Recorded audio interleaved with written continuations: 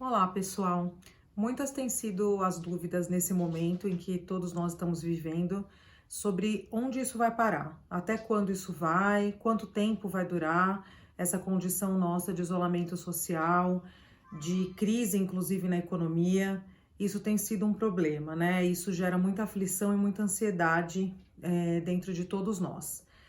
Ficar em casa para todo mundo não tem sido fácil e parece que a coisa está só no começo. Algumas perguntas a gente nunca vai conseguir responder, pelo menos não nesse momento, não tem como a gente saber, né, quanto tempo isso dura. Então, quantos meses? Não sabemos ao certo, a gente tem uma estimativa de que isso ainda dure aí uma média de 2, 3 a 4 meses. Exatamente não existe essa resposta.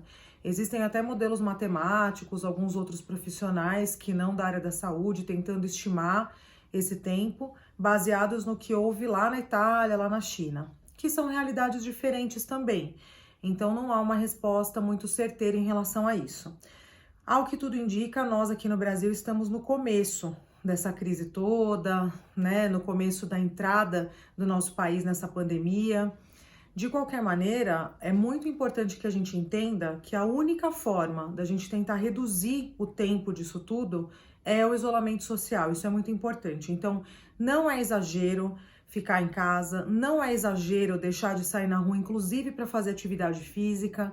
Isso não é uma medida exagerada, não é uma medida desesperada. É a única medida que nós podemos tomar nesse momento para tentar fazer o que a gente chama de achatamento da curva.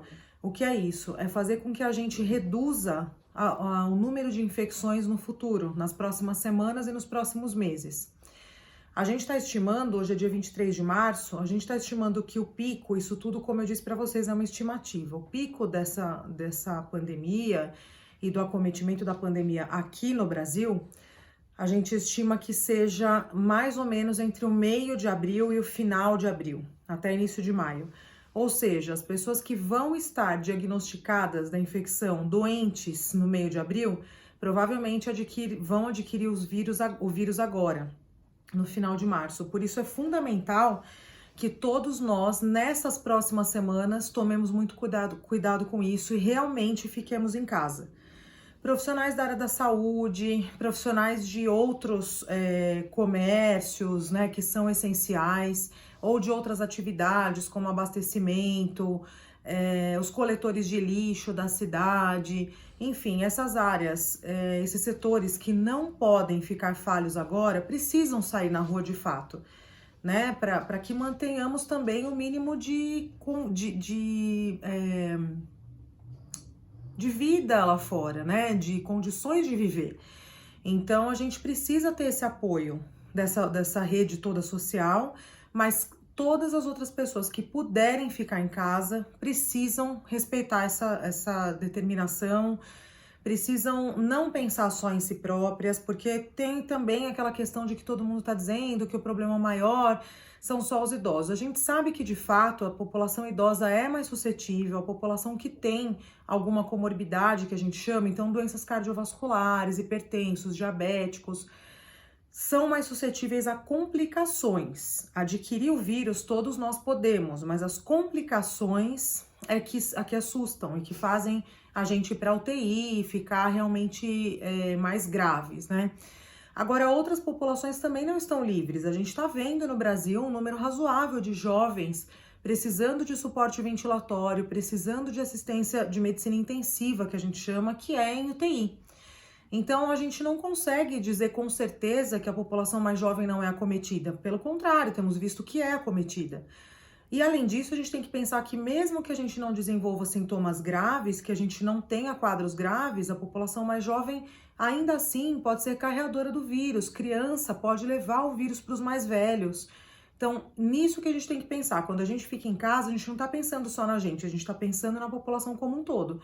Todo mundo tem um parente mais velho, um tio, um avô, um pai, uma mãe, que não quer que seja acometido pelo vírus. Então, nesse momento, isso é fundamental.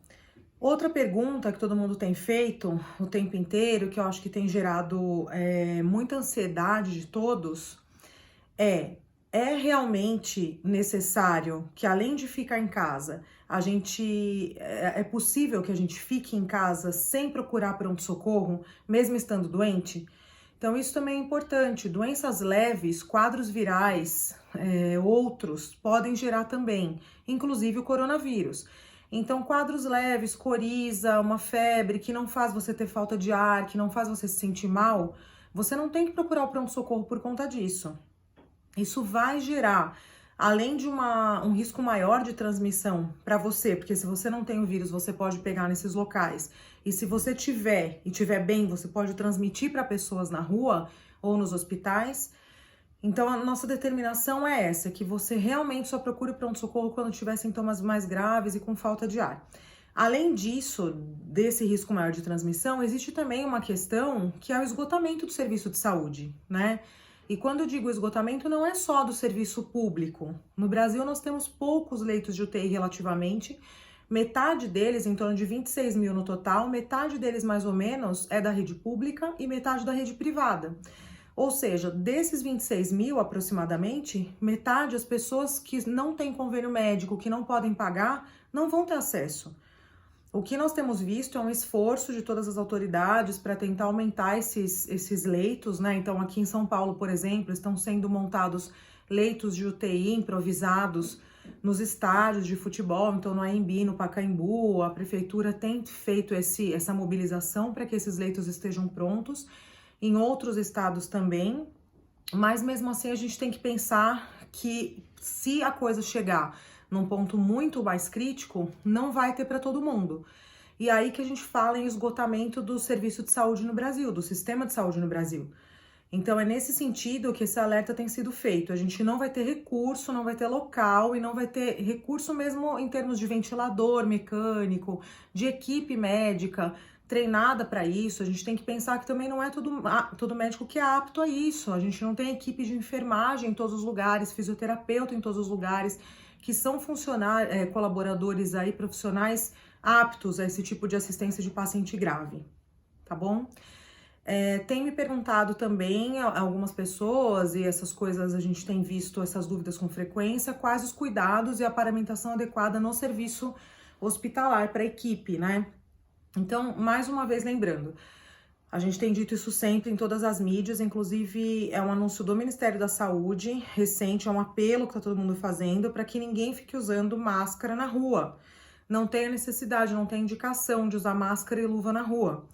E se você for usar, se você precisar usar, se você for sintomático, tiver coriza, tiver febre, tiver sintoma respiratório ou cuidar de alguém com sintomas respiratórios, essas são as indicações de você usar máscara.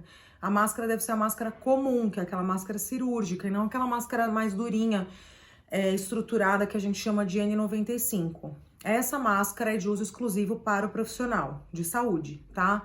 Então, dentro do ambiente hospitalar, a gente tem usado essa máscara. Além disso, a gente sabe que o vírus é transmitido por contato. Então, a gente também tem usado avental impermeável e luvas. E principalmente higiene das mãos o tempo inteiro. A luva nunca vai substituir a higiene de mãos. Gorro também, para a equipe médica, o gorro é preconizado, porque pode ter contato com secreção, e óculos de proteção, já que a gente também pode ter contato com a mucosa ocular e adquirir o vírus, tá? Então, essa é a paramentação recomendada pelo Ministério da Saúde. Dentro do ambiente hospitalar, pessoas que não têm contato com o paciente, então os profissionais da recepção, os profissionais da manutenção, das áreas administrativas que não têm contato com pacientes sintomáticos não devem usar esse material. Se a gente usar isso de forma inadequada, vai faltar para quem precisa e a assistência toda vai ficar ruim. Se faltar material para o profissional de saúde, o paciente também vai ser acometido, porque o profissional de saúde não vai querer trabalhar desprotegido. Então, essas são as recomendações, pessoal. Obrigada.